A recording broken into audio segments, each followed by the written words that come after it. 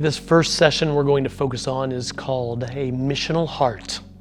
So many churches I work with love the idea of being a missional church and having missional people and missional small groups, but they are realistic and they know that motivation is often a thing that's lacking. So what I found is you can put all the right strategies and structures in place in a church or small group, but if the people that are part of it don't have a missional heart, don't have a heart that loves God and loves people, it's really not going to matter, honestly, what strategy or structure you put in place. So I wanted to start with this because it's so important that we talk about this and we encourage it in the lives of our people. Part of this, honestly, is just understanding the heart of God. If we look at the Bible, look at the story of God, it's a story of God's love for His creation. It's a story of mission and God's desire to bring healing and redemption and restoration to lost and broken people. That's really the story of the Bible, and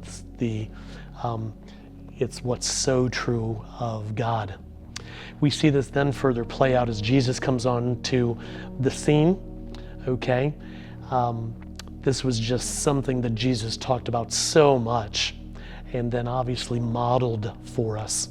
And so, if we're going to have a missional heart, our heart needs to be increasingly like that of Jesus and like that of the Father.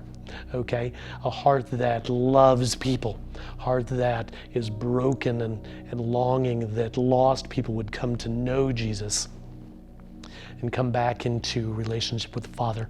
We see Jesus talk about this in so many places. I wanted to highlight just a few in Luke 5, in Luke 15, and Luke 19. It's just three clear places. Jesus is talking about His goal, His purpose in restoring lost and broken people, okay? He tells the disciples from the very beginning, hey guys, we're gonna go fish. We're gonna go fish for people that are far from God. Okay, and then we get to Luke 15 a little bit later, and Jesus talks about lost things. You remember the three parables of a lost son, a lost coin, a lost sheep. He's emphasizing, he's highlighting how much He loves lost things and His desire to see them brought back and restored to the Father. And then Luke 19, one more time, another way He says it, He said, this is the reason I've come.